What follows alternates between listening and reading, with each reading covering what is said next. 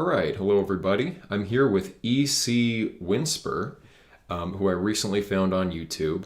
The channel link for his YouTube channel is in the description. I highly recommend it. He obviously knows his stuff, and I've been looking on YouTube for Platonists who have, done their work and gotten into the sources. E.C. Winsper is one of those people. He also makes funny videos that are very well edited. So I think all of us should migrate over to that channel and check it out. He also has a fairly active Discord with a lot of resources. So, E.C. Winsper, why don't you tell us a little bit about why you got into this, what your goals are with your YouTube channel, and then we can get into a little bit of history of Platonism. Of course. Well, when I was younger, in my late teens, I was a materialist.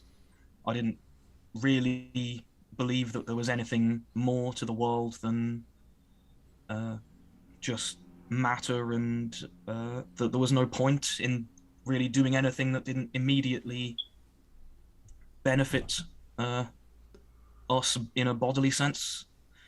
And then because of that, my life was completely aimless and I just meandered around, not really caring about anything. Until one day, a friend of mine introduced me to something called the problem of universals. And I realized that there was a major flaw in materialism itself, which underpinned every single other belief I held. So I researched the problem itself and all the different answers that philosophers have come up with in the past.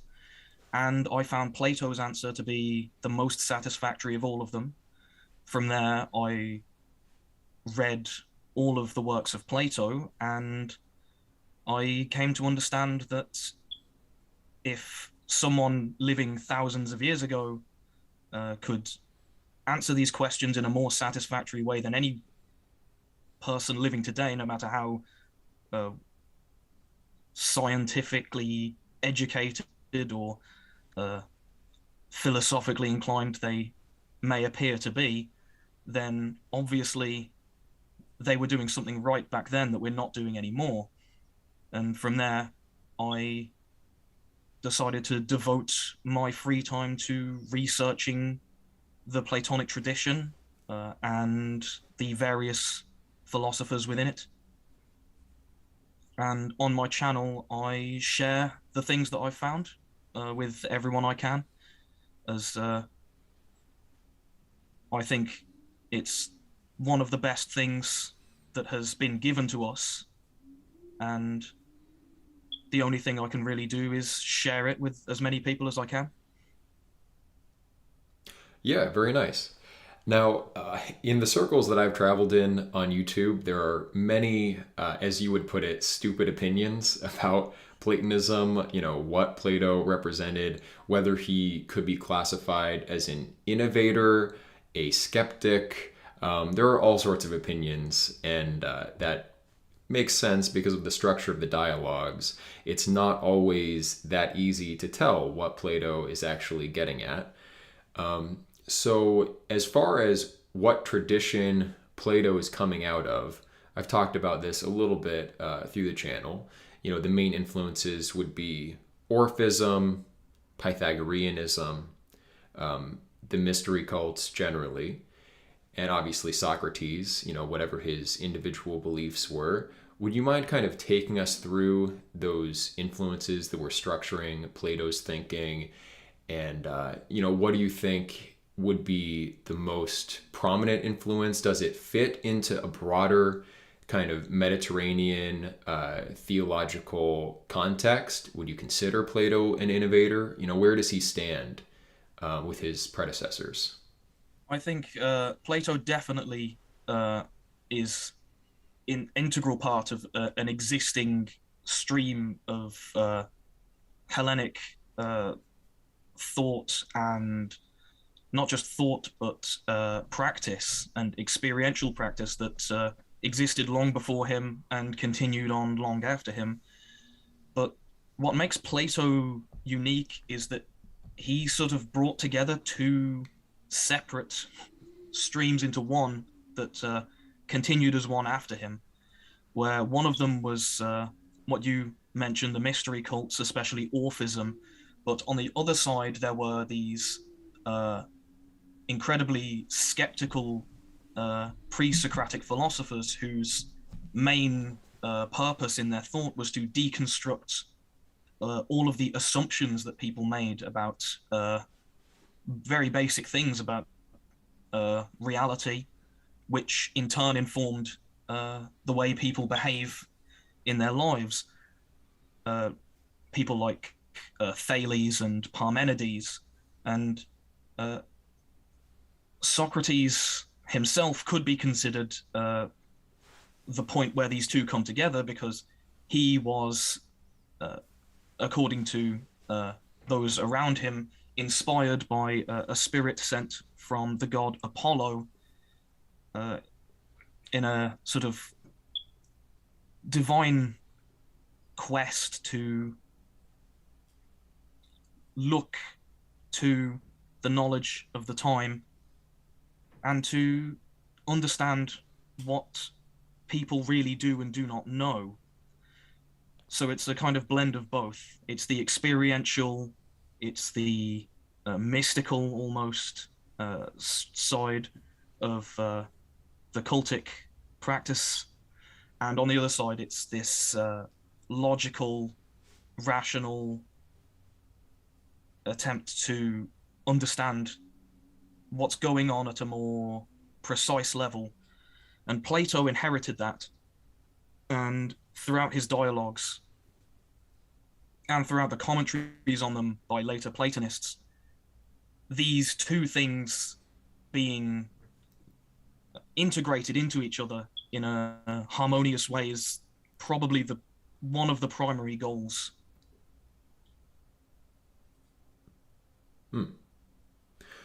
Right. The experiential and intellectual, I suppose. So, once we get the dialogues, or perhaps we should look at the way that Plato released the dialogues. I don't know how much you've looked into what we can reconstruct about Plato's reception during his own lifetime. I mean, it seems to have been mixed. As I understand it, he would ordinarily release his dialogues on feast days, on festival days. What do we know about the opinion of Plato's contemporaries about the dialogues? I mean, how influential was he in his own lifetime? Well, Plato, as well as inheriting the attitudes of Socrates, he also inherited the sort of inner circle that was previously attached to Socrates. So there was an existing sort of philosophical community in Athens that was already dedicated to some of these ideas, and towards which a lot of the public was very skeptical and very dismissive. Then when Socrates was alive, he was routinely mocked. There is a play by who was it again? Aristophanes. Aristophanes, that's his name, called The Clouds, in which Socrates is portrayed very negatively as a sort of sophist, really. And that same sort of attitude was attached to Plato and the early academy, where most outsiders thought that they didn't really have any purpose other than to just meaninglessly speculate about nothing. But there was a level of prestige attached to the academy at the same time, because a lot of the people who liked Socrates were quite wealthy, like Alcibiades, and like Plato himself. He owned land already, which later on grew and expanded into the academy as it existed later. Right. Yeah, he was from a well-born lineage. I don't know how reliable this account is, and I forget actually where I read it, but someone claims that Plato is actually descended from the very last king of Athens, and that this last king of Athens, died in a very self-sacrificial manner, defending against fellow Dorians who, I suppose this kingly line actually originally descended from a Dorian branch. But yeah, so through this self-sacrifice, the people of Athens decided that no one was really worthy to succeed.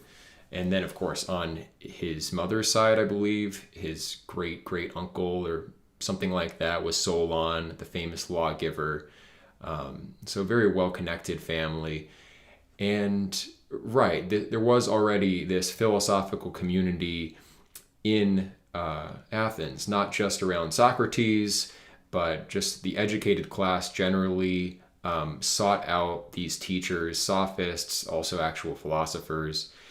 Pericles studied with Anaxagoras, and Anaxagoras was also influential on Socrates. So there are all sorts of currents, Ionian and kind of early Eleatic currents going on in Athens, and this is the milieu that Plato was immersed in. I believe he was initially, Plato, interested in drama, and he wrote some poems.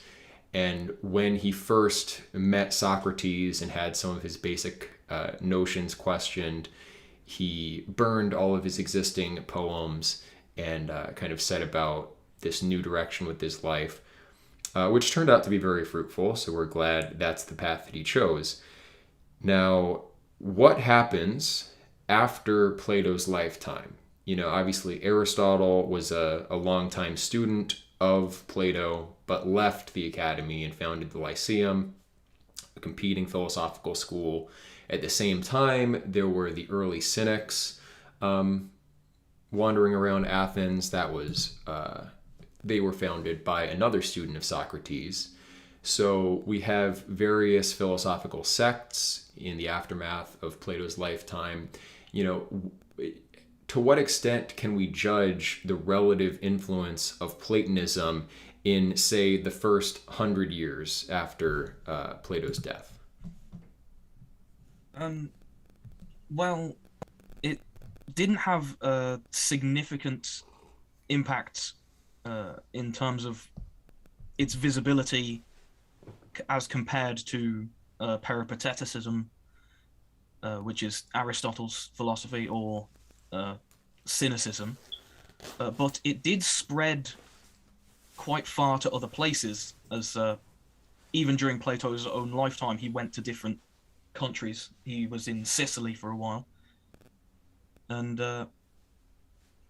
there are examples of Platonists appearing in Italy and in other parts of the Mediterranean, but always they are in the minority of the philosophers around them.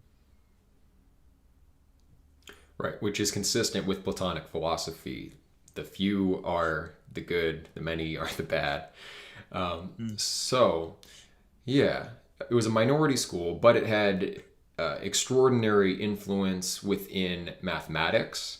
I don't know the details of this, but under Plato's academy, deductive mathematical methods were really systematized, following off of the Pythagorean tradition. The Platonic solids, for example, are called Platonic solids because it seems as though they were a discovery coming out of Plato's school. And this kind of emphasis on epistemology takes a couple different branches. We get more dogmatic strains of Platonism, and then we get the kind of skepticism of the new academy. Now, so if we're a couple hundred years forward, 250 BC or so, if my timeline is accurate, we get this kind of shift in the institution of the academy. What can we say about this period? How much would you consider the skepticism of the new academy a departure from kind of traditional Platonism? And, are there other kind of more dogmatic Platonists operating in the background of all of this?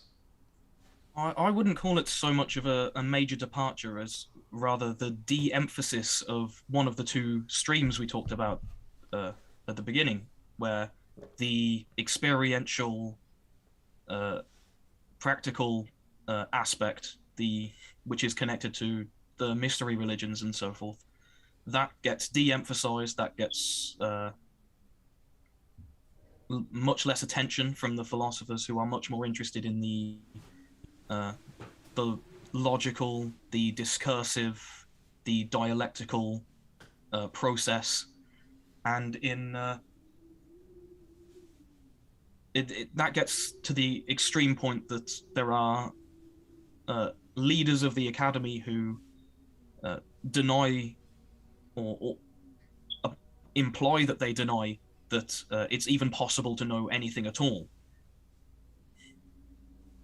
Mm-hmm. Right.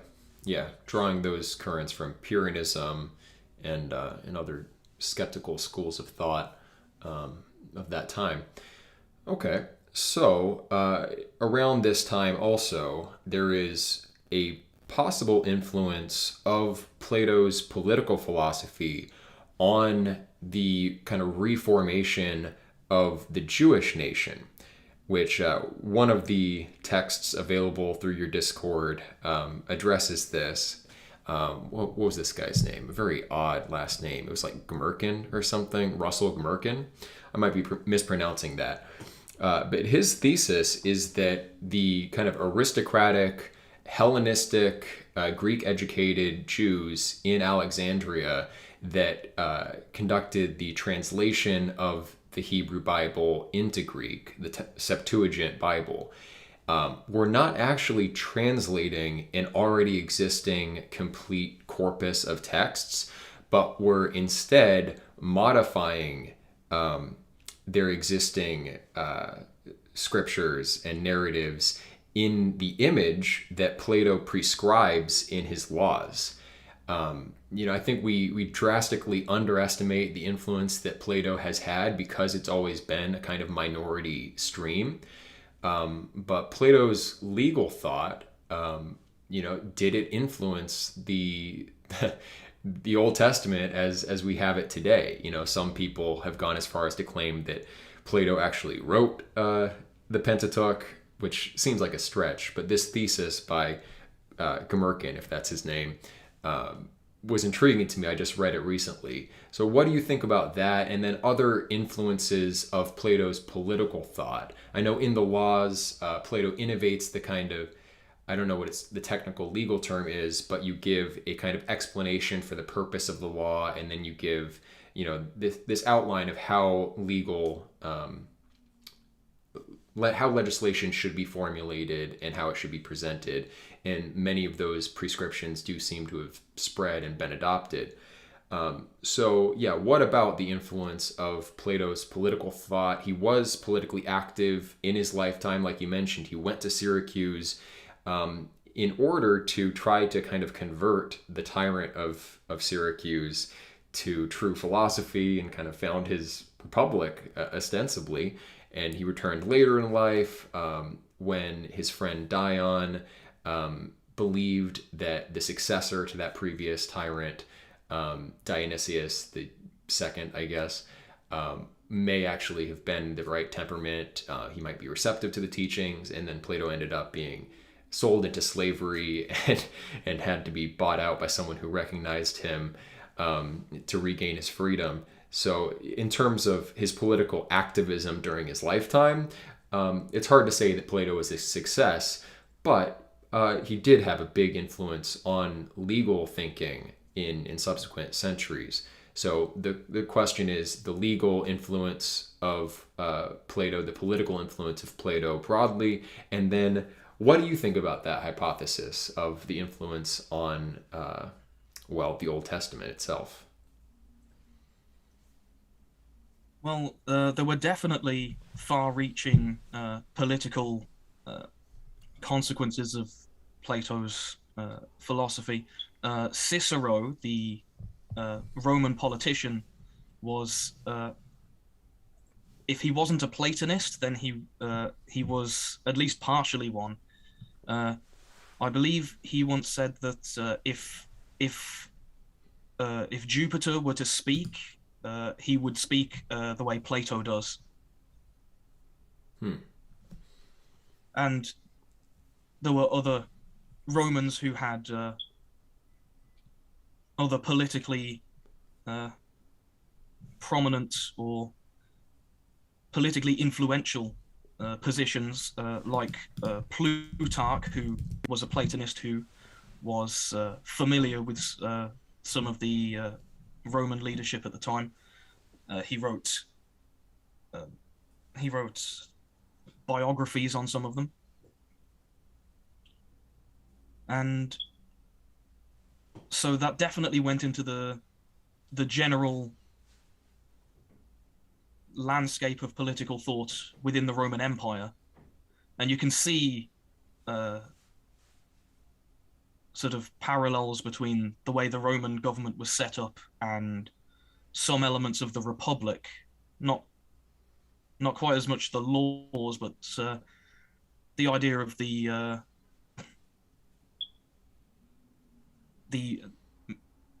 sort of militarily and philosophically trained elites forming a sort of council is quite similar to how the ideal form of the Senate was supposed to work. It usually didn't work exactly like that, but that was certainly part of the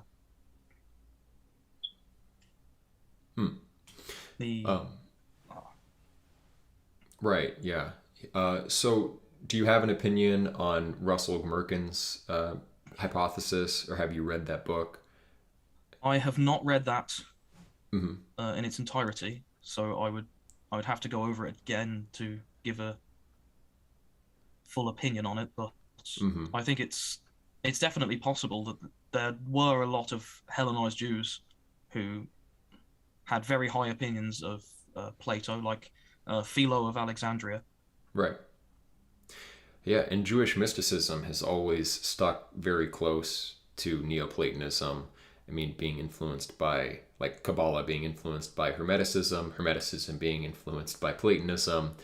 The Abrahamic traditions in general owe far more to Plato than most people realize. And then, by extension, the kind of history of the world as a whole owes far more to the influence of Plato than people typically realize.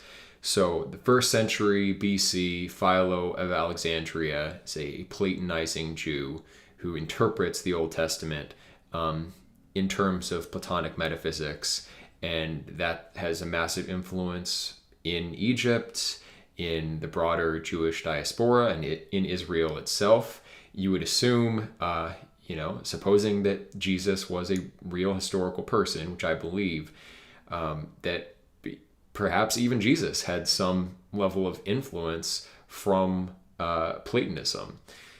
Now, as we kind of move forward in time, there is a bit of ambiguity. This period, the Middle Platonists, is hard to track. I mean, Plutarch is the most famous example of a Middle Platonist, but really from the 1st century BC through to the time of Plotinus, Platonism seems to be this kind of undercurrent or something moving in the background, still highly significant, influencing esoteric traditions, influencing political conceptions, really shaping things, but not in as conspicuous and open a way as when, the original academy was an existing institution, or when the later academy is opened by Neoplatonists like Plutarch of Athens, Syrianus, and then Proclus being there, and in the Library of Alexandria, Olympiodorus and others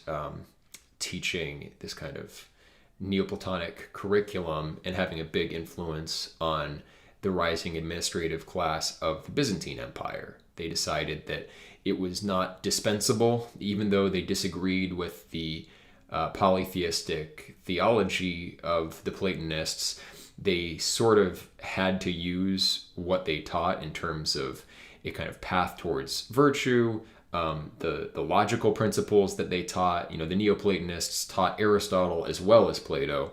So there's a lot of kind of synthesis of these previous relatively distinct strains.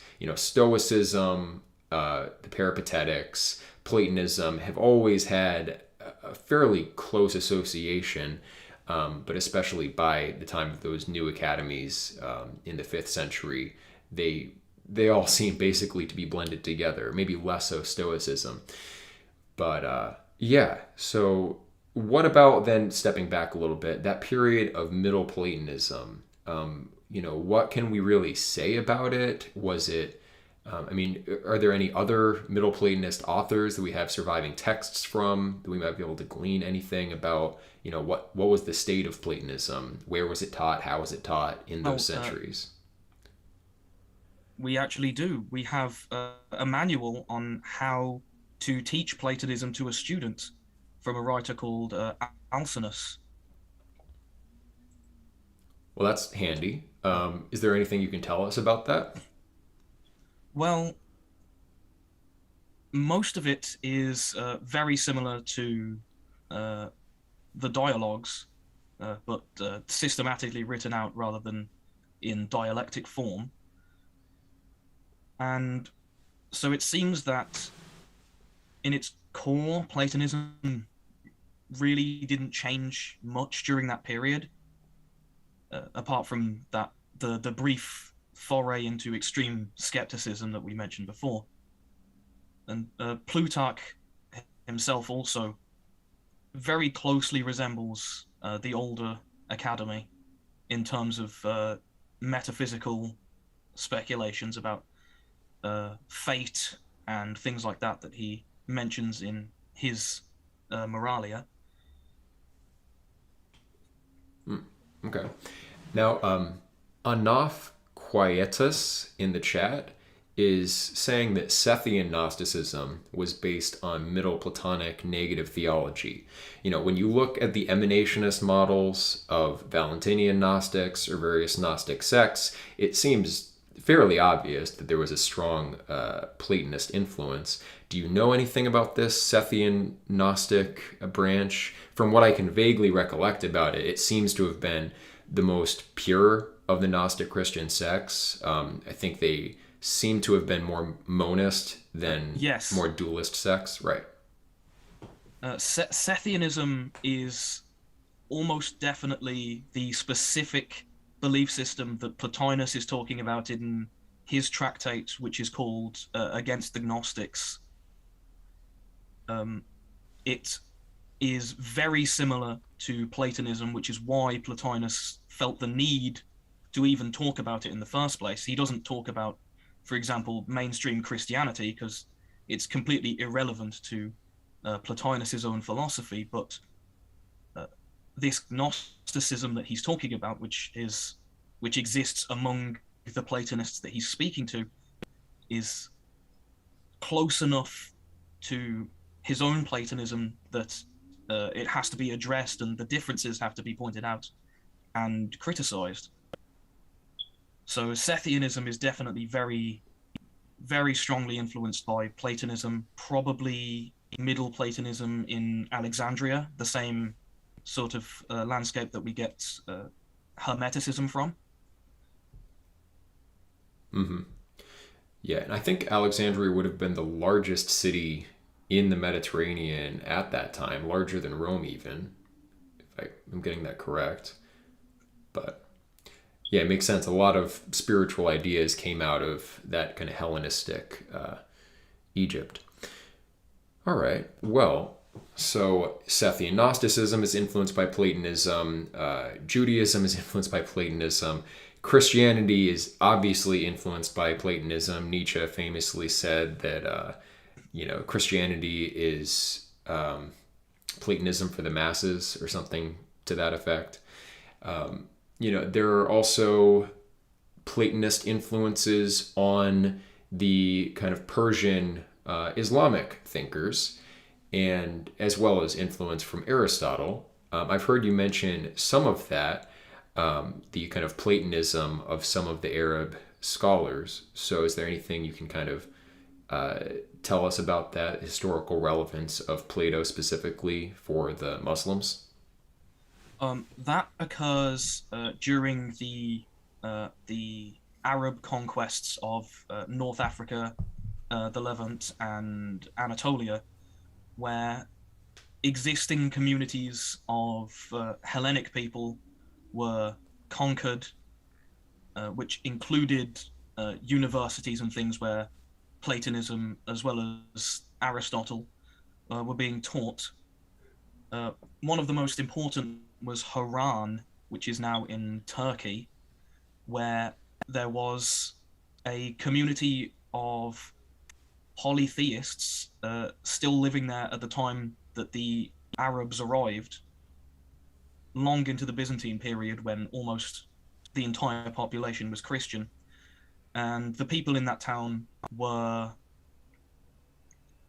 led by some kind of school which was teaching, if not Platonism, then something very closely derived from Platonism, because there exists some writings from people who lived in that town,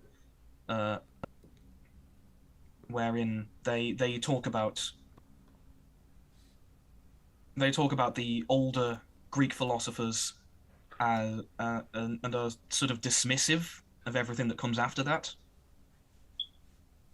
And these people were called Sabians by the Muslims because in the Quran there is a list of people who are permitted to live in Islamic societies, including Christians, Jews, Zoroastrians, and Sabians. And whoever the original Sabians were, no one really knows. But these Platonists, or whatever they were, decided to call themselves Sabians so that they could live within the Islamic society. And they were very well educated, and so they were very well received by Islamic leaders who needed people who were good with writing and logistics and various things that you require highly educated people for. And those people then went on to teach the children of those Arabic elites, who in turn became very interested in ancient Greek philosophy. Yeah, okay, fascinating.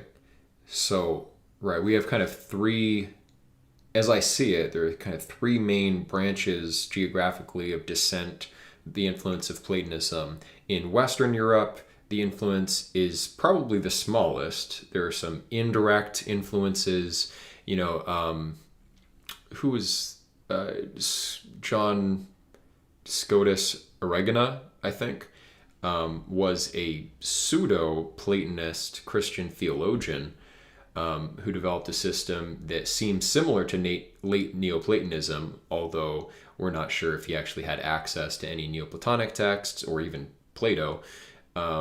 Moving forward in time, Thomas Aquinas, for example, is aware of Proclus, actually reads some Proclus, and that they have the Timaeus of Plato, they have kind of selected fragments, but there is still some kind of influence in Western Europe. So maybe you could kind of indicate any more subtle trends that move through the medieval period before, with the Renaissance, we get those Platonic texts back in the West. And then in the Byzantine Empire, there was a persistent influence of Platonism. There are some Byzantine Christian scholars who seem to have been basically Christian in name only. I haven't reviewed this history recently, so maybe you could remember the names better than I could.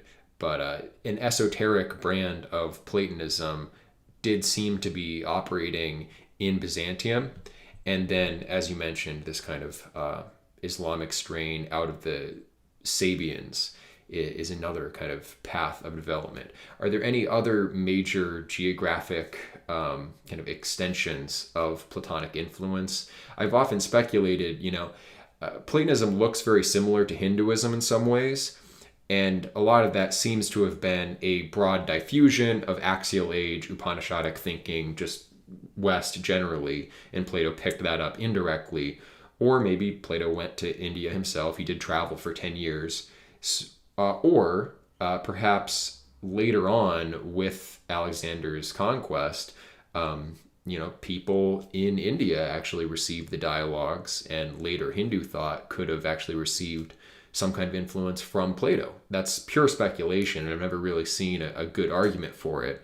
But that's one hypothetical fourth branch of Platonic influence, moving back east, influencing trends there. I mean, ostensibly, it could have had an influence on the formation of Mahayana Buddhism itself, which took place under a Greek king. So, yeah, what about those kind of major geographic extensions as we move into the medieval period? Am I missing some? What are some of those subtler strains that we might not be aware of? Well, I definitely agree with the three-way diffusion that you spoke of. The the Indian one, I'm not entirely sure about. I think there probably was some influence of Greek philosophy because there was a Greek state in northwestern India for a while, but I think it I think it's more of parallel developments. I think that's more likely than a direct influence of one or the other. Fair enough. Although I definitely think it is possible. In Western Europe, most of Plato's dialogues were not widely available and weren't translated into Latin, while Aristotle was. So throughout medieval times, when Latin is the primary language in Western Europe, Aristotle is considered the sort of spokesperson for all of ancient thought, and Plato is a very obscure figure. But there are sort of there is an underground stream of Platonism that actually comes back into Europe from the Islamic world through Andalus in what's now Spain and Portugal, where Muslim rulers in that area were reading works influenced by Plato from other Muslims, and some of those were translated into Latin and passed around clandestinely because they contained quite a lot of stuff that was considered very heretical by the Catholic Church. An example of this would be a book called The Picatrix, which is primarily a book of magic, but it contains large sections of theoretical information about how the people who compiled it thought the world works, that you have to understand before you can attempt to do the practical operations.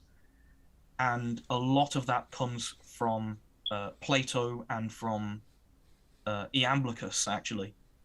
There's a significant amount of influence from Iamblichus and his brand of theurgy in the way that the writers of that book thought magic and metaphysics in general was supposed to work. Which is sort of interesting because I believe that Iamblichus was ethnically Arab. So it's that they had this affinity with Iamblichus. He was an Assyrian, so he was related. Okay, I see.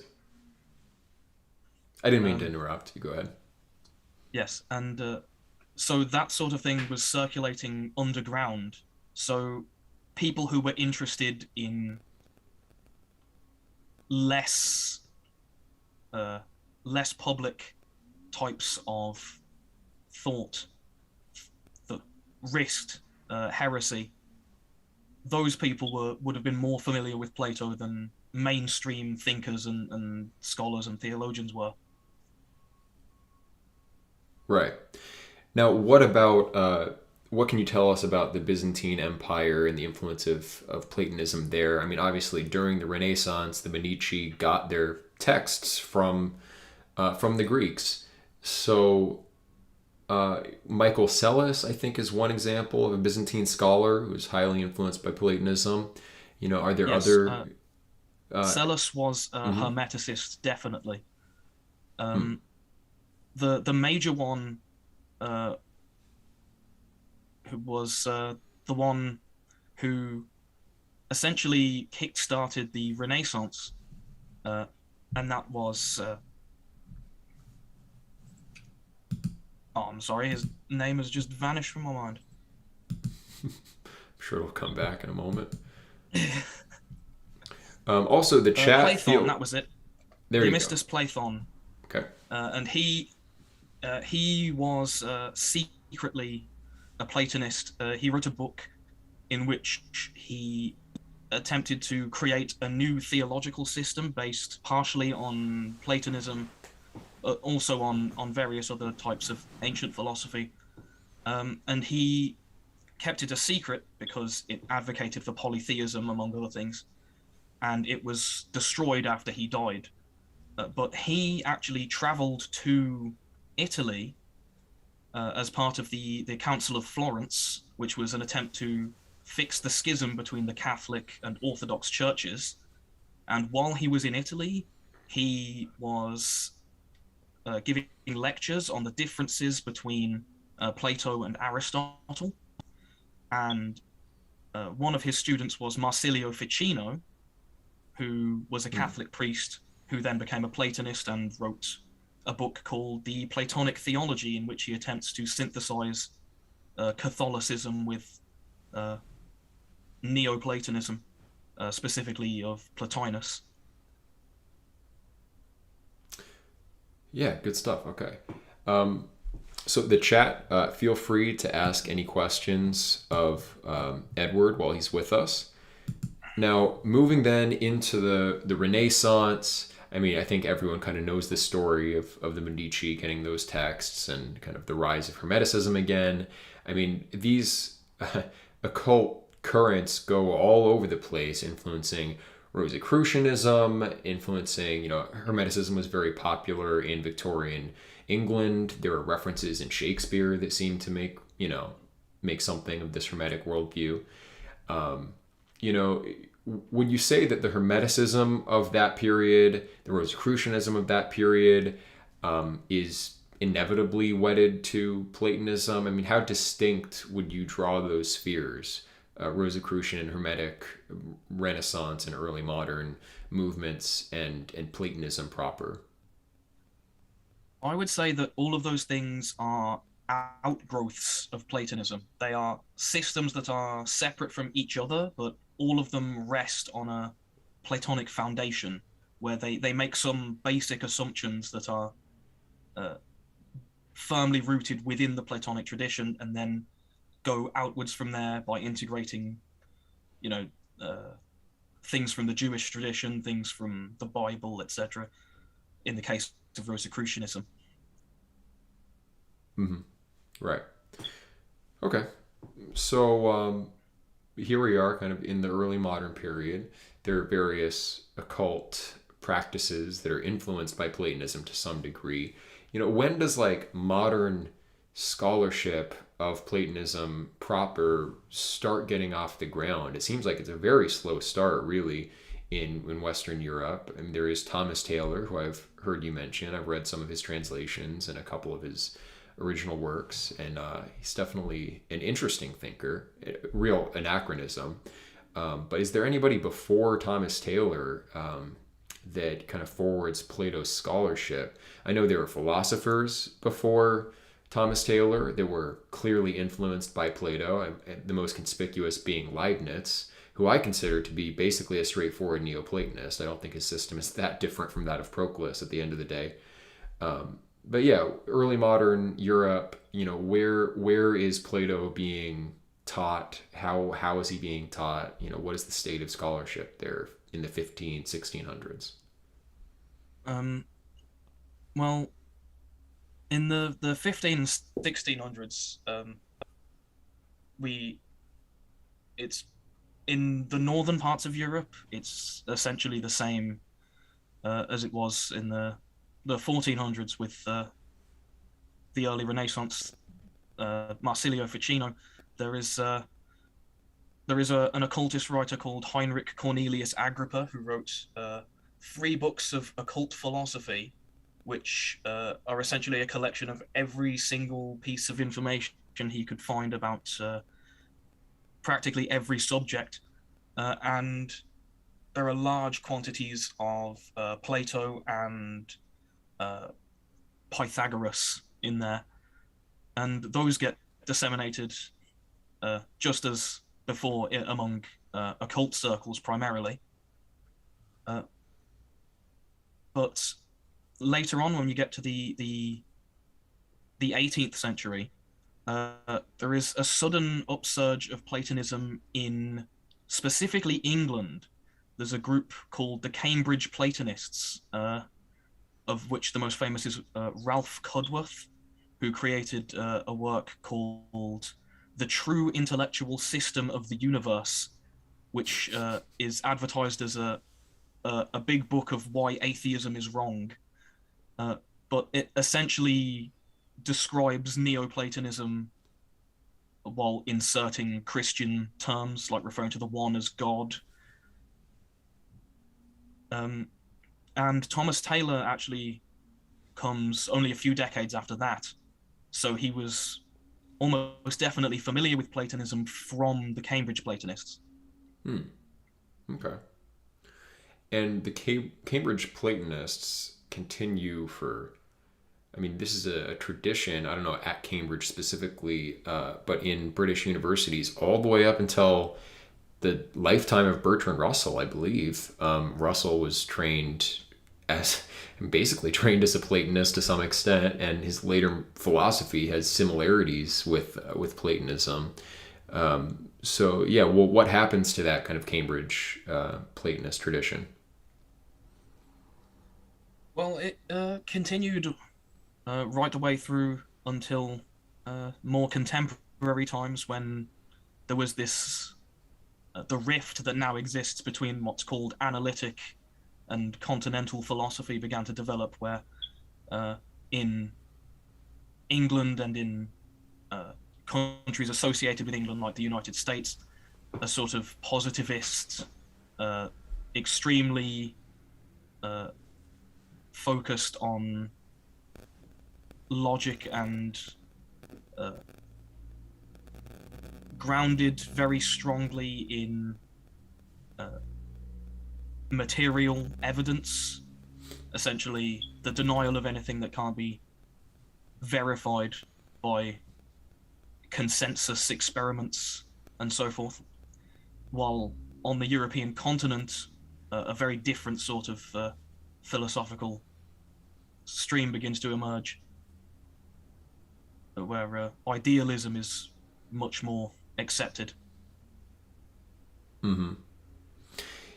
Yeah, although when I look at the kind of continental philosophers, I don't know how big the influence of Plato really was. I mean, I've read some of my Heidegger. I could read more, I suppose.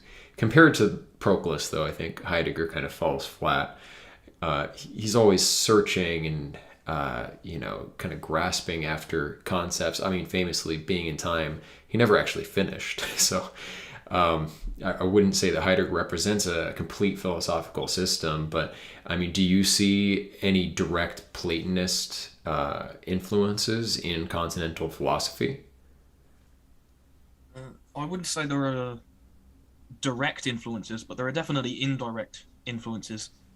Someone's Hegel's mentioning phenomenology of spirit is yes.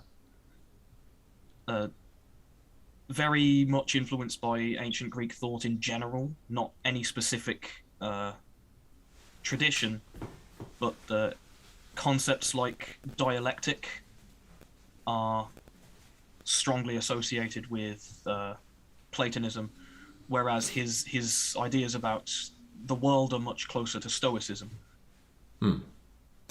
Right. Also, Schopenhauer, rough contemporary of Hegel, was strongly influenced by Plato. He, I believe, in his undergraduate education, like primarily studied Plato and, of course, Oh my goodness, how am I blanking on this name? Critique of Pure Reason, Immanuel Kant. Okay. Yeah, so Schopenhauer was strongly influenced by Plato as well, and I think that Schopenhauer's mature system is arbitrarily different from Platonism. It's really just a matter of the phrasing of it and the way he grounds his ideas. I would say Schopenhauer was more of a foundationalist and empiricist than Platonists. I mean, I've had different opinions about Schopenhauer. I got into Schopenhauer before I got into Plato, and now I see those connections, but I also see how Schopenhauer doesn't, because of his kind of wholesale buying of the empiricism of Hume and the critique of Kant, he can't really get to the intuition of the ideas in a straightforward way, identifying the intellect with that function. He actually mocks viciously Hegel for and Fichte for supporting that kind of intellectual intuition. But it's really just what the intellect per se is meant to do in the system of Neoplatonism. And Schopenhauer really can't avoid but create an analogous space in his own system for the revelation of ideas, although it's definitely a novelty. So there are a few questions in the chat. So another name asks, when face reveal? Should we expect that anytime soon from Edward? I'm not sure. At this point, it's going to have to be a spectacular event who's going to have to trigger that. Okay, fair enough. Brian G, is there any significance to using Mjolnir as your emblem? Is there a Platonic connection there? Not really. My logo is more representative of me than it is of Plato. It's the map in the background is England. The red and the white dragons represent the foundational myth of the British nations as they currently are, Wales and England, being represented by the red and white dragons respectively. Okay. It's essentially a symbol that existed before I decided to talk about Platonism on YouTube. Gotcha. All right. So another name also mentions that Frege, Gottlieb Frege, was heavily influenced by Plato, which I think I've read, although I haven't read Frege directly. I've heard it's kind of a pain, but I would intend to get to it at some point. So have you heard of Prometheus Trust?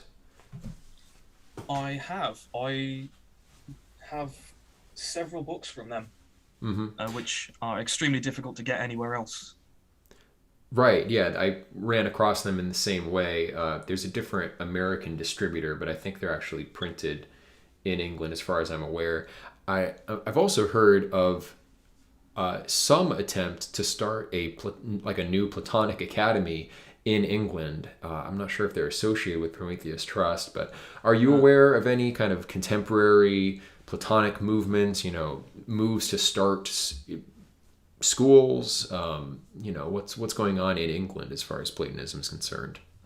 I believe that what you mentioned is being run by the Prometheus Trust, yes. And I have heard of that, and I have donated to it. That's really the only one that I'm aware of that's specifically linked to Platonism. Okay, very nice, very nice. All right, well, we've gone through the history, and I think people, again, just dramatically underestimate the relevance of Platonism as a school of thought through history, even the direct influence of Plato himself on major thinkers. And, you really can't understand the history of the Western world or the history of the world more broadly in the influence of Abrahamic faiths without grasping this kind of core philosophy at some level, and is, as I said, severely misunderstood. Plato is often painted as more of a skeptic, and even his own academy subsequently tended towards skepticism, maybe interpreting some of the ways that the doctrines are portrayed in the dialogues in the same way that more contemporary observers have, kind of leading to this conclusion that Socrates is simply this gadfly meant to kind of deconstruct. He's like a, Greek postmodern thinker or something like that. But, as I have read through the dialogues myself and then the commentaries, especially the commentaries of Proclus, I'm seeing a very comprehensive system, and it's one that accords with tendencies in modern physics, ideas like the Higgs field, for example, in quantum mechanics, the idea that there is this kind of unspatially differentiated field of potencies in which the kind of essence of what appears in the world as discrete units of energy manifesting through the wave function, the idea that there's a more unitive substrate to manifold phenomena is totally in line with Neoplatonism. It's really the only place where that doctrine is spelled out logically prior to the modern world. Ideas of relativity, even, I would argue, can be found in Platonism. In the Elements of Theology, Proclus takes great pains to express that, certain properties are inherently relativistic, like whether something is infinite or not, for example, is always taken with respect to whatever other level of being you're comparing it with. Evaluations of this kind, and then kind of the underlying problem of Platonism that brought you to it in the first place, the theory of forms, the problem of universals. Plato at least has an answer, and many, many mathematicians today identify, at least on this problem, as Platonists, because there just isn't another good explanation. So I'm seeing that, not only does Platonism have this massive historical influence, and you can't understand history without it, but like the way that the modern scientific worldview is tending seems to be headed back towards more of a Platonist worldview. And throughout your videos, you draw analogies with modern physics, modern findings, which I really appreciate. I try to do the same. So why don't we look at that question? Can we use Platonism in building a kind of, modern metaphysics? The 20th century was this dead zone of metaphysical thought, largely because of the influence of logical positivism, as you said. So now, recovering from the 20th century, we realize more and more that we need underlying metaphysics to have worldviews that are coherent and make sense. I have a lot of optimism that we're not wasting our time by looking at these old tomes and reading, people like Iamblichus or Porphyry or Numenius or these guys. I think it's actually highly relevant and is useful in interpreting modern science. So, how did you draw these connections? Platonism, modern physics, like how are you using these ideas kind of constructively in your own kind of up-to-date worldview? Well, there's a very good book that I read called Our Mathematical Universe by Max Tegmark. It is good. And right. yes, he's not even particularly familiar with Platonism or Pythagoreanism or anything like that, but he takes information from various scientific papers and so forth, and he puts it all together and essentially comes to the conclusion that reality in an underlying sense consists of numerical data structures, not of matter. And really the way people think of matter, the way matter is portrayed in like school textbooks and things, is really a Victorian idea that hasn't had a significant impact on real science since the 1930s with quantum research. But throughout most of history until the 19th century, most science was in accordance with some kind of hylomorphism, usually Aristotelian. But sometimes Platonic. And there was a sort of brief period when people first discovered atoms and they related them back to the old Epicurean ideas about atoms, which are really completely different from what we now know atoms in our world are like.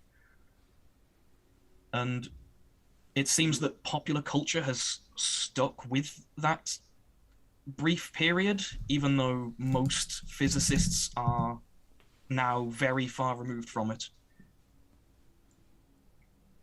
So I think that book, Our Mathematical Universe, is probably a really good place to start for anyone who's interested in looking at these things from a contemporary scientific standpoint. Right. And another name commented again in the chat, how Platonist was Gödel. The way I interpret Gödel's incompleteness theorem, and Gödel biographically was, as far as I'm aware, a Platonist, but the theorem really demonstrates that you can't consistently demonstrate the validity of mathematical propositions within the context of a formal system. In other words, dianoia, the faculty of discursive reason, is insufficient to ground mathematical truth. And yet, Gödel proved without, even though we can't use dianoia explicitly to ground all mathematical propositions, we can somehow know them to be true. And how could that work unless there was this other faculty besides discursive reason, intellect, where we are making direct intuitive contact with another realm? So Gödel's incompleteness theorem to me looks like a very strong proof for Platonism, or at least this specific aspect of kind of Platonist psychology, the intellect dianoia distinction. So he also asks, how close was Kant to Platonism? I'm not sure. I know that Kant was a subscriber to the Leibnizian Wolffian system before being influenced by Hume.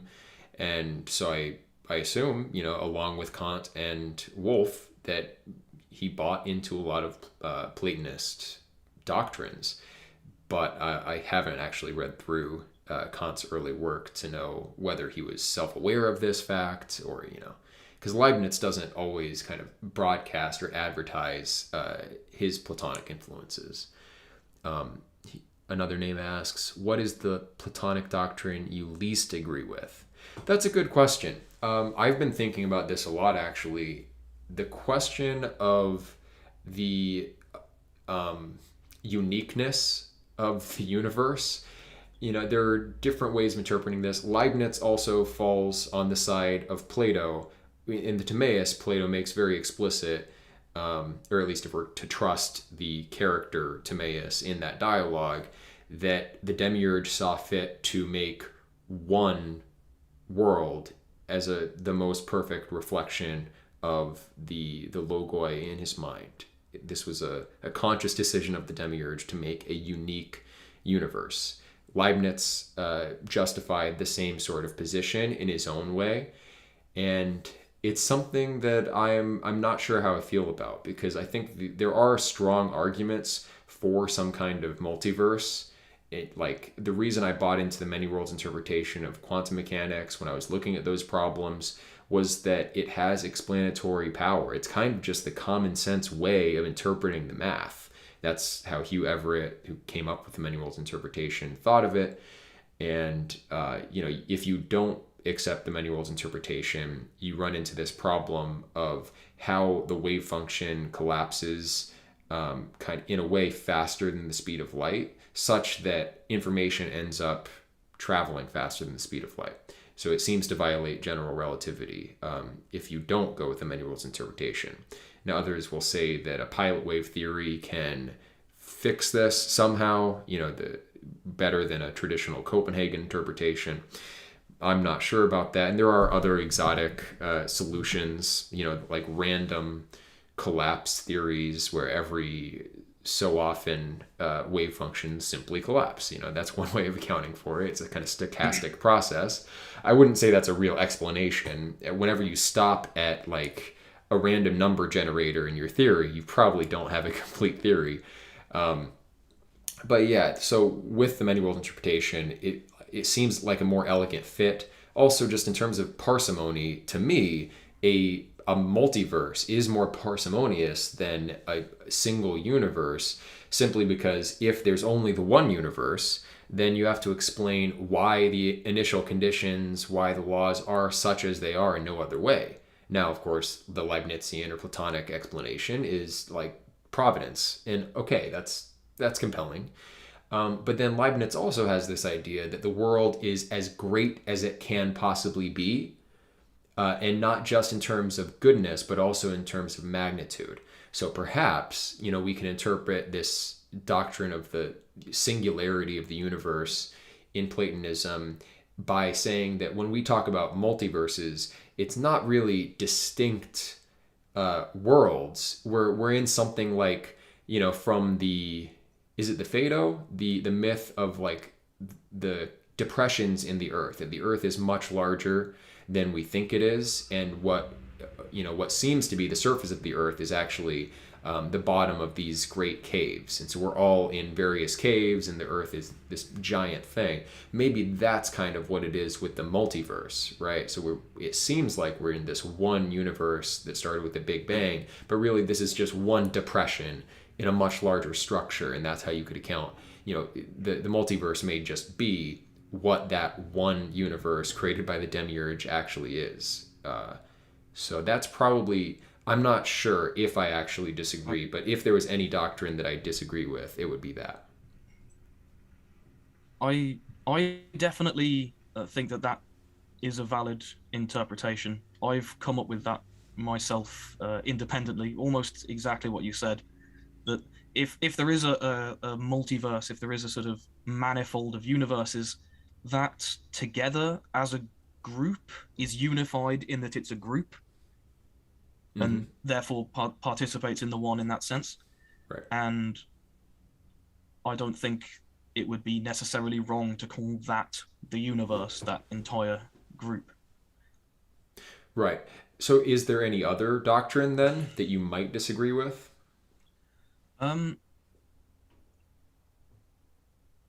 think the biggest issue I have when reading Plato is to do with poetry and art and such, because he puts forward multiple arguments regarding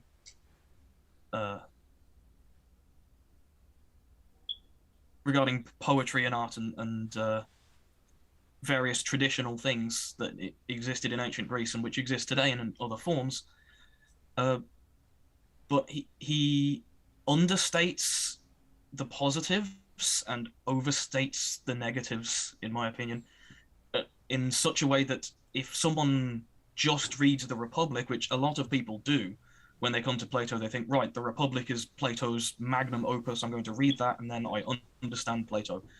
And of course, in the Republic, the city that they create,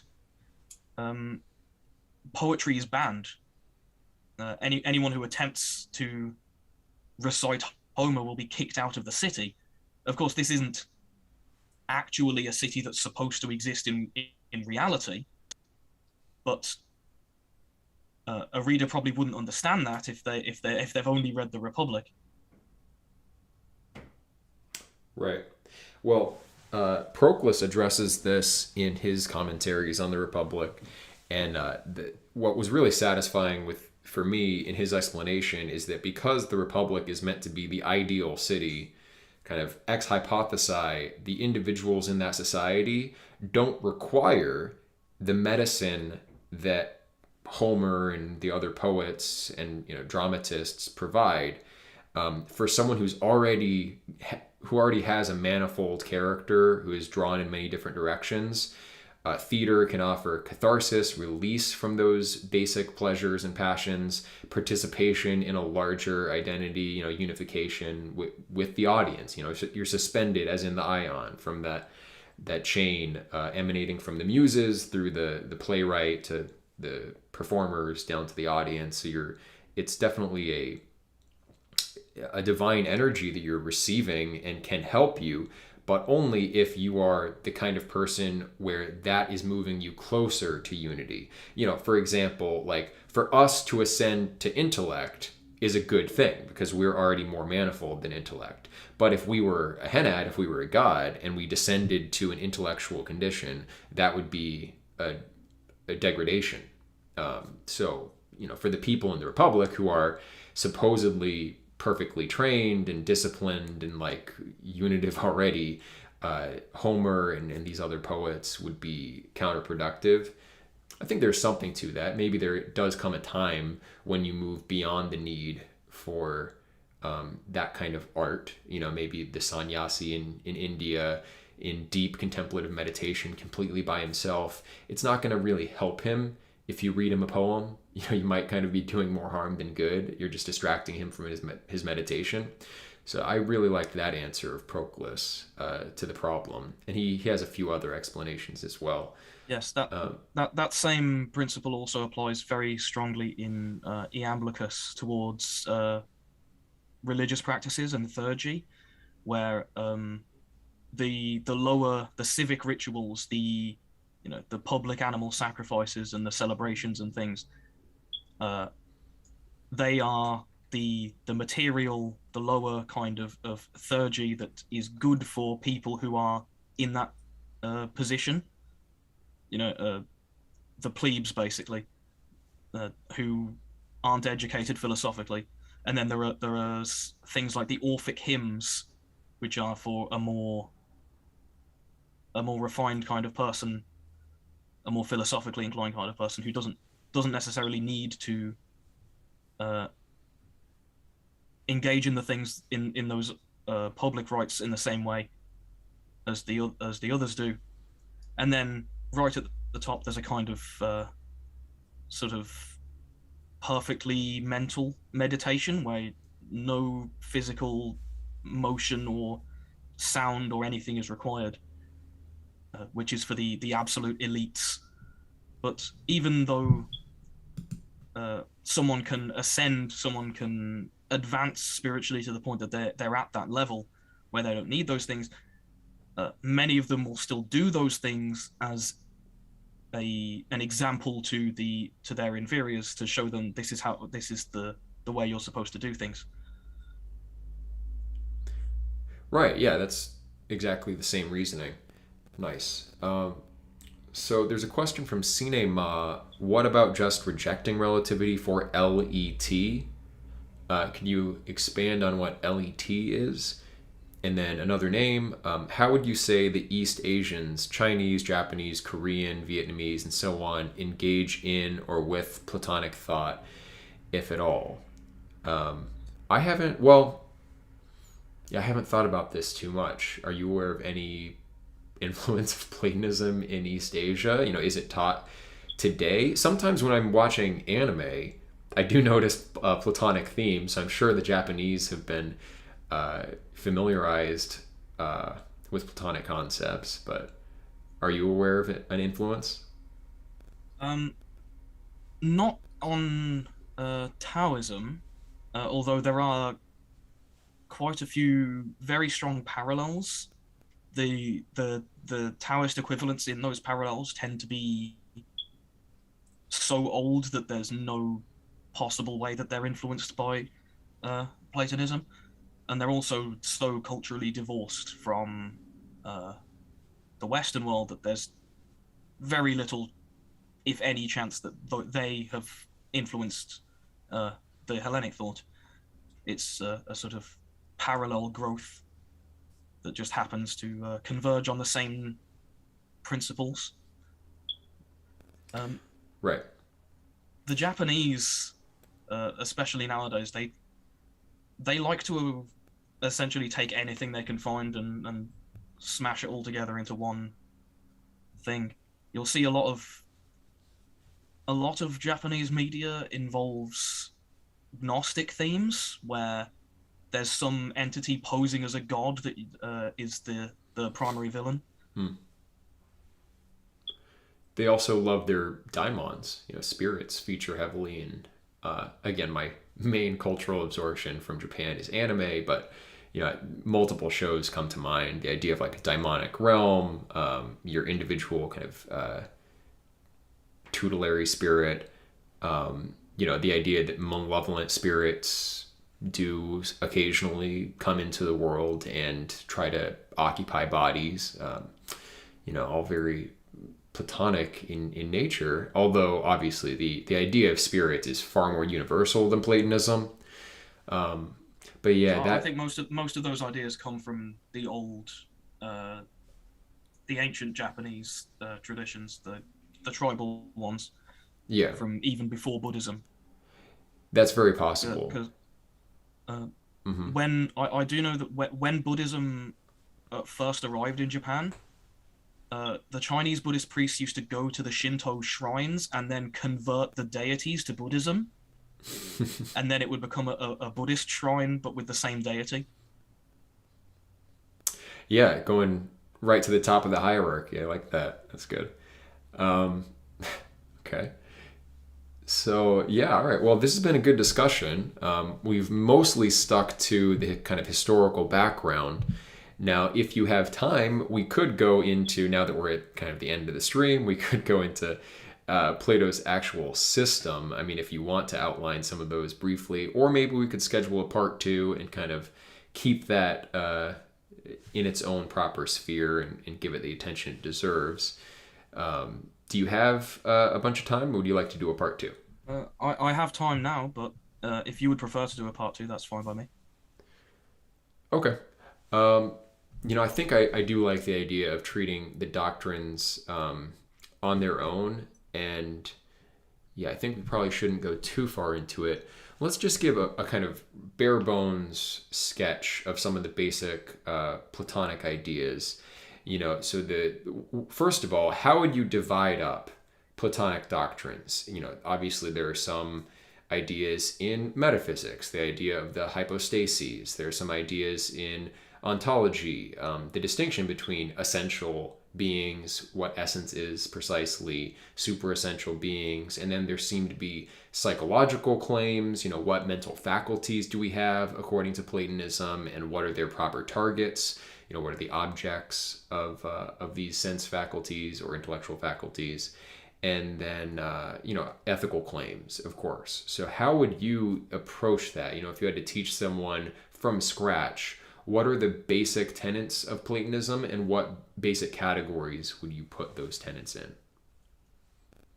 I would say that fundamentally Platonism is ontological. Everything, all these other aspects of it are directly stem from its ontology, where the Platonist begins with the absolutely most basic things that can be definitely understood to be true under all circumstances, and then Platonism is essentially an attempt to get from there to the phenomenal world that we actually experience, and what exactly is necessary to make that journey from things that are perfectly absolute and basic to the plurality and experience that we have here. Right, and everything unfolds from that singular idea, just like the ontology does, from the one to the many, and there's only so many paths that you could take in that. A text like the Parmenides, for example, seems very impenetrable, and it's not entirely clear, partly because they're using this kind of mathematical method, right, where you look at one hypothesis and then negate it, a reductio ad absurdum, to prove its alternative. But then in the context of the Parmenides itself, it's often not clear at the end of the day, after you've gone through these different hypotheses, like, okay, so what exactly are we claiming? But there are certain themes that continually reoccur, like the idea of the same, or the same, the different. There are like 5 or 6, the greater or lesser, 5 or 6 of these kind of basic elements that have to be considered in the most fundamental level of metaphysics. And it's what is Platonism trying to do? It's trying to solve the question of, like, what is the constitution of the realm of forms? Which forms are more absolute and more perfect. Like famously in the Parmenides, Parmenides asks Socrates, is there a form of hair? Is there a form of mud? Kind of incomplete, composite beings. Like, do they have eternal forms? What gets to be an eternal form? And in answering that question, like, you get this basic great chain of being by necessity, where the most universal, most general are fewer in number, and they descend into greater plurality. Have you thought about this issue as it's treated in the Parmenides? Is there a single document that you could refer to kind of clue people in to the greatest extent possible to the nature of that hierarchy of forms? Like, what's on top? Which forms are more fundamental? Well, I think the elements of theology by Proclus is definitely an introductory text in that sense, because it begins with the most basic thing you can say, which is that anything that is in some capacity one thing, and therefore relies on the prior existence of the concept of one, which I don't think anyone who's reasonably minded can really argue against that. It's a very basic principle, and everything progresses out of that in a sort of chain of logical steps. But I think one thing that's important to keep in mind is that when we have this hierarchy, it's not just a hierarchy where simpler things just sort of create more complex things. The complexity of the lower levels is contained in a simpler way in the higher levels. So for example, the difference between soul and intellect is really that soul contains what are called logoi, which are the individual sort of blueprints or plans or sets of experiences and properties that objects in the material world have, and they are derived from the adai, the forms in the intellect, which all exist together. So in the intellect, they're all unified as one, whereas in soul, they are not divided, but distinguished from each other, so that the soul contemplates each of them one at a time. Whereas in the forms, in the intellect, when you're looking at one form, it's really not possible to look at one form without looking at all of them. It's a bit like one of those fractal images where if you zoom in, it's the same image again repeated, and you can zoom in infinitely. So any part of it contains the whole thing. So it's closer to the one in that sense. Right. So you're getting two basic principles of Platonism there. One is that each order of beings, or even each individual substance, reflects the other orders of reality according to its own nature. So, for example, like intellect contains soul intellectually. Soul is soul by being, and then material things receive soul through participation. Soul touches each level.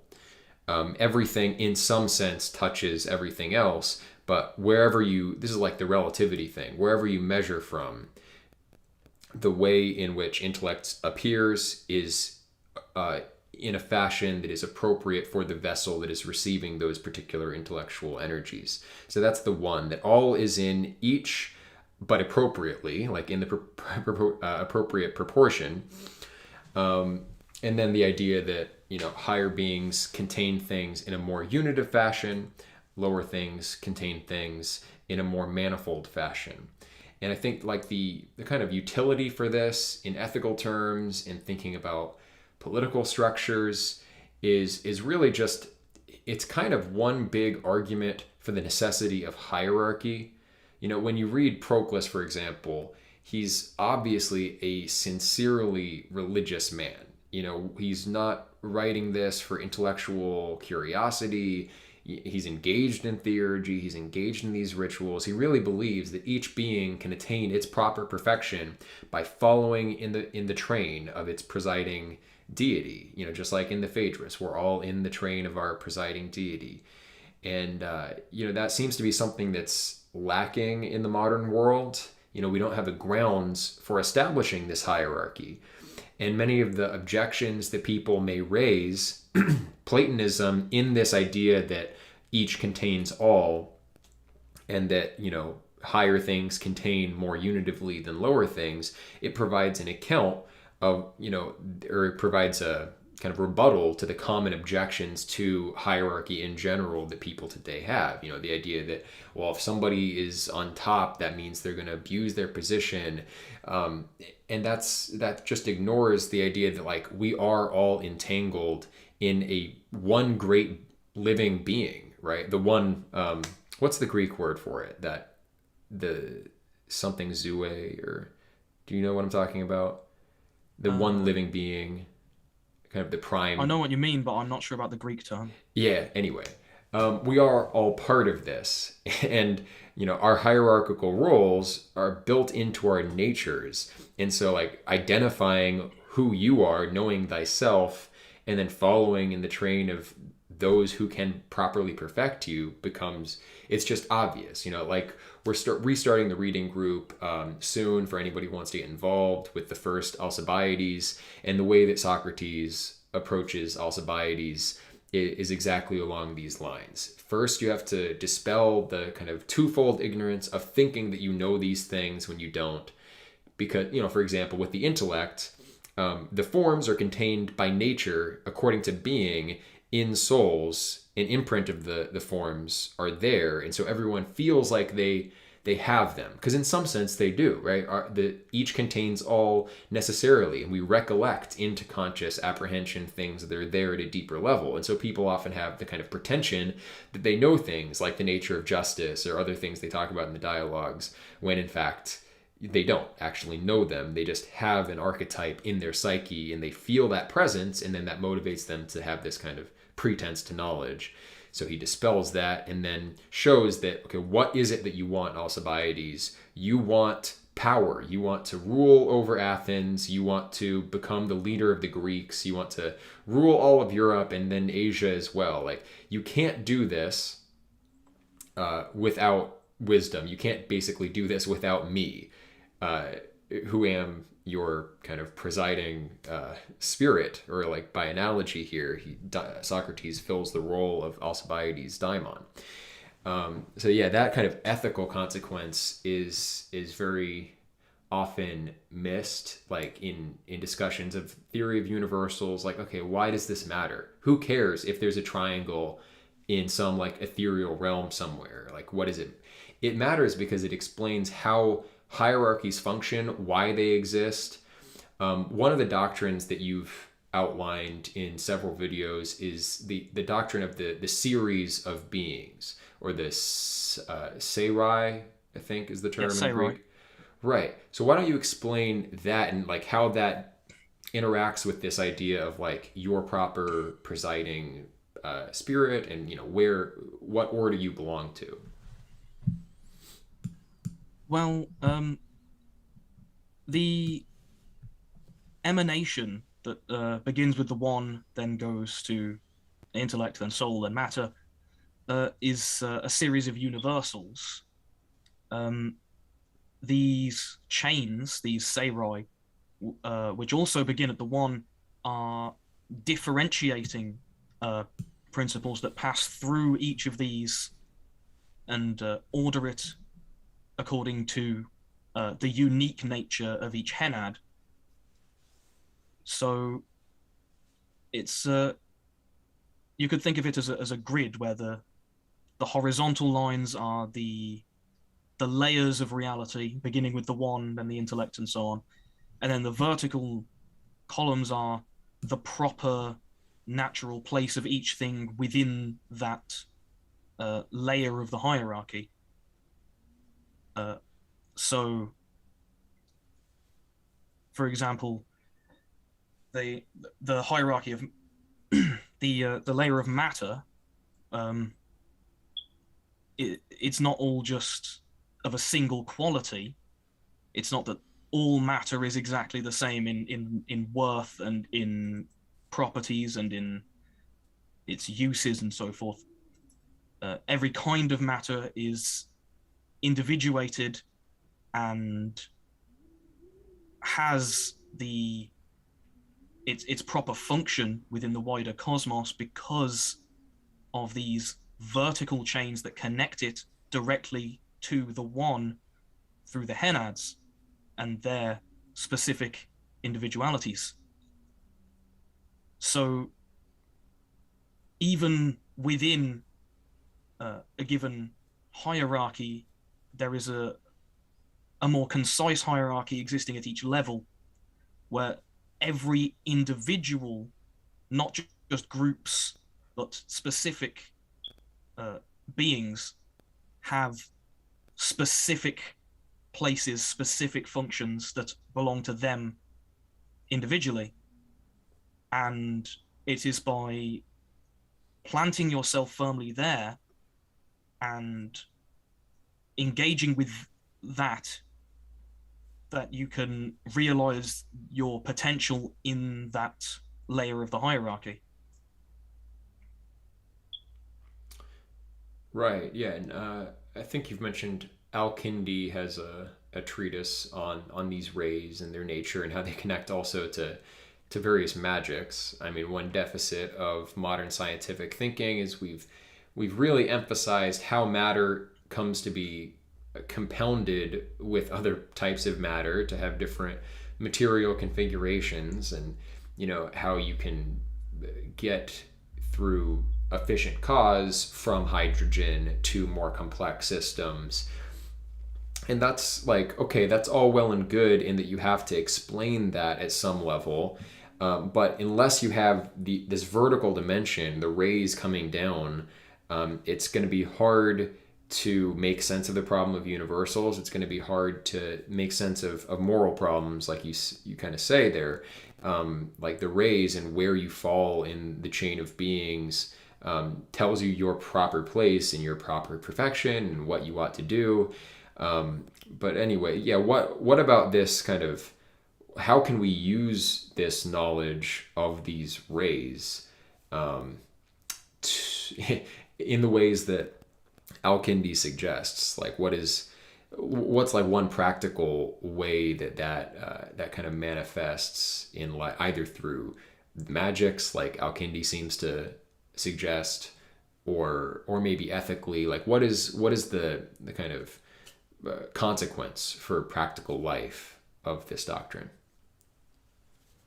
Well, it speaks to the uh, the specific virtues that belong to individual entities, including people. So, what can be understood by understanding this is uh, how one entity can be used to assist another in a more indirect way, through the vertical chain, as opposed to purely horizontally, purely physically, and that includes the ethical dimension and how we live our lives. It may be appropriate for one person to do something, but inappropriate for a different kind of person to do the same thing. And of course, socially, this leads to the various traditional systems that existed in the past, where you have different groups of people who have specific social functions and they have responsibilities based on that, and they aren't supposed to move from one to the other, because they're not, it's not appropriate for them to behave in that way, and it's only going to cause damage. They're not going to be good at it. They're not going to understand how to carry out the duties that they have. So being conscious of uh, not just what you're personally good at, but what your personal responsibilities are to the people around you, uh, to your family, to your community, etc., is something that materialists don't seem to care about. Really, it's they only care about things relative to the personal pleasure that they can bring them.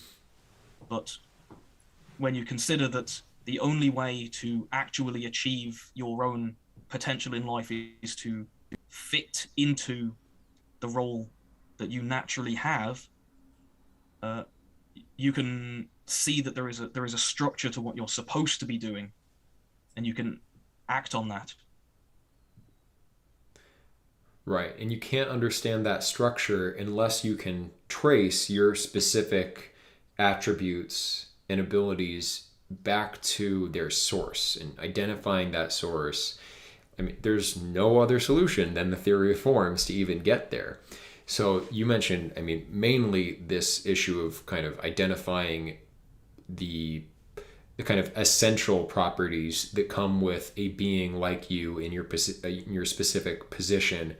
But then there's also ways of using this knowledge of which universals are being channeled by particular physical events in the ways that the Greek polytheists used on a regular basis, like the idea that these rays, these divine energies, actually do inform and affect the way that representations, likenesses of the gods affect us. Like if we live in the image of some particular god, then we, in some sense, channel the energy of that god and influence others through that. Or in theatrical performance, like there was in one video that you made a very striking moment, for me at least, when you talked about the kind of the performance in the context of the Eleusinian mysteries, where the energies of the gods come through the performance. Where I've been around theater people, and a lot of them are mentally unstable, but they also do have sometimes a capacity for seemingly participating in something more than human, and that kind of transcendent experience. It's something that I think a lot of people are missing in the modern world. I mean, throughout history, we've had shamans, we've had people set aside sort of to be the ones who channel these energies to the greatest extent. And to my mind, I don't think there's another system that explains this phenomenon as well as Platonism. Like, you really need the idea of the forms, the idea of the henads, particular series, the way they diffuse and kind of cross-pollinate and then fill lower orders, and the idea that there are essential attributes of each being that place them firmly within an order, and then the idea that there are also accidental attributes that you can take on that will mean that you channel one set of energies rather than another. And from a purely kind of mechanistic standpoint, this is hard to make sense of. In like technological terms, I think of it in the way that like Tesla thought of some of his inventions compared to, I don't know, Edison or someone who's busy building like more straightforward engines. Like Tesla was very conscious of the geometry, of the form of his machines, and how the geometry of these machines would interface with the literal energies that these machines were meant to channel in the appropriate way. So it's like it's a different dimension, the vertical dimension in moral calculations, in occult operations of energies, and then potentially even technologically, scientifically. It's something that we lose, and Platonism has it. I don't think any other system has it to a similar extent. So there's definitely no other system in the West that has such a all-encompassing metaphysics. No. Yeah, and I've been pushing this to the best of my ability, pushing Platonism recently. And, for me, like I was always sort of influenced by Plato as long as I've been intellectually active, like you, I was kind of materialist, just basic science believer when I was in high school. And then in college, I started getting exposed to some more traditionalist ideas, but I couldn't exactly put them in a box. And that's when I started reading Plato. And, mostly I just enjoyed it. I thought these are kind of hilarious. I would laugh out loud at a lot of the dialogues. And I enjoyed it kind of just as dialectical exercises. And I would say probably some of those deeper doctrines that are implicit in the dialogues did kind of seep in even when I was, at 21, 22, reading the dialogues really for the first time. And then, I've gone through different phases intellectually, but ultimately, I wonder if, the reason that people don't embrace it as it deserves to be embraced has to do with the idea that, it's just, in a sense, a letdown, or it's a little boring. Okay, really, Plato was the peak. We haven't gone any higher. People want to read Heidegger. They want to read, Deleuze. They want to read people who have strange, foreign sounding names that, there's some exciting mystery there. And Plato, okay, everybody's read the Republic. It's because it's so, it's odd because it's had this massive influence. People kind of dismiss it as oh, been there, done that, when hardly anybody actually understands what's being said. Okay, you read the Republic in your senior year of high school. Did you really understand it? Do you really grasp what it's saying? And people kind of take it for granted that it is just this kind of tired, used up system, and nothing good is going to come out of it. There's a really unintellectual attitude, but it's, yeah. What do you? I guess the closing question before we wrap up: why isn't Platonism more widespread today? Why don't people understand the relevance of it historically in terms of offering a comprehensive metaphysics? It seems to have so much going for it, and it's fun to read. The Platonic dialogues are much more enjoyable than reading Kant, by far.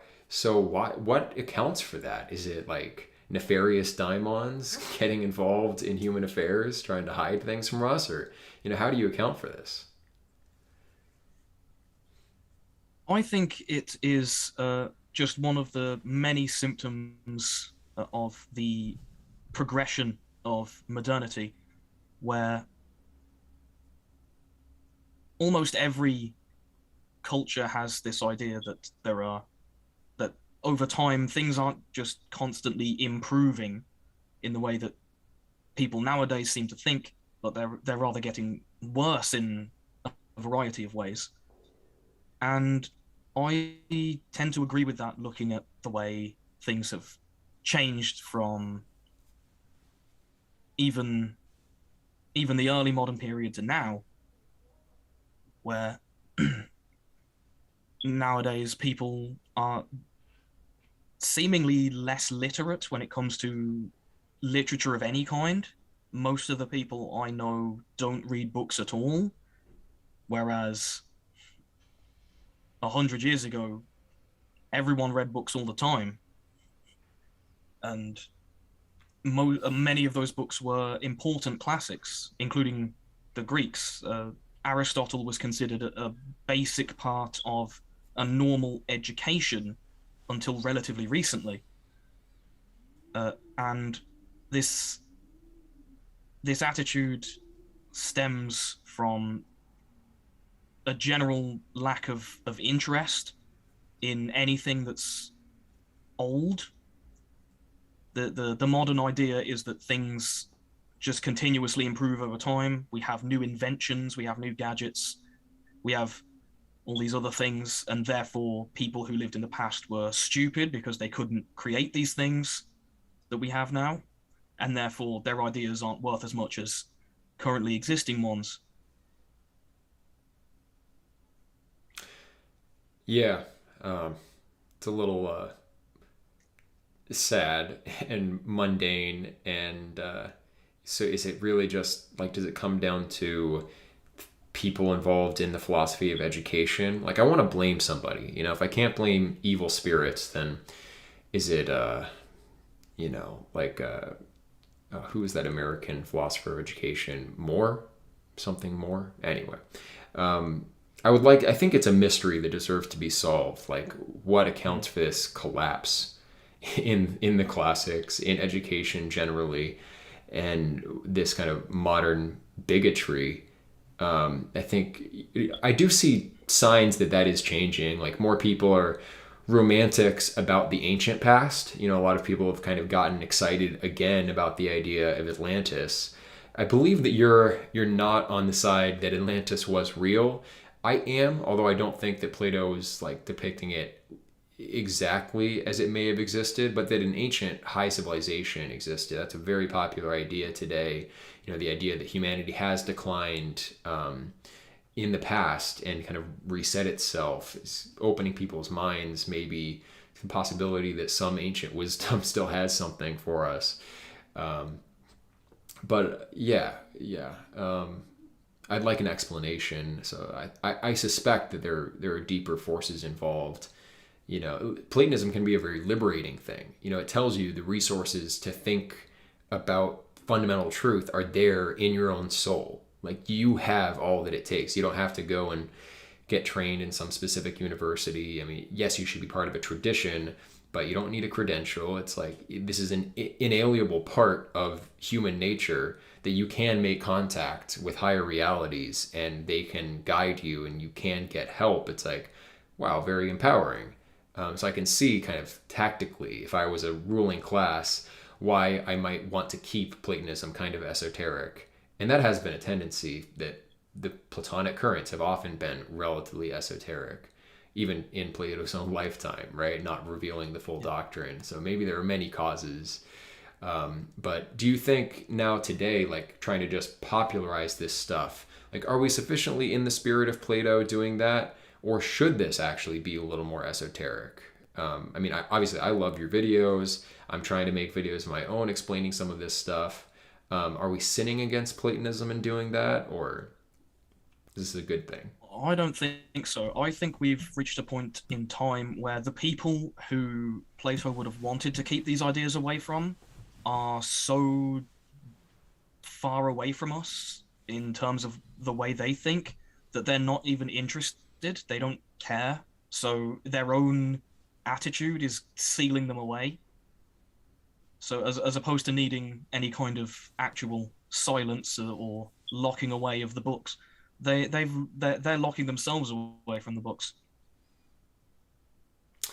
Yeah, that I totally agree with that.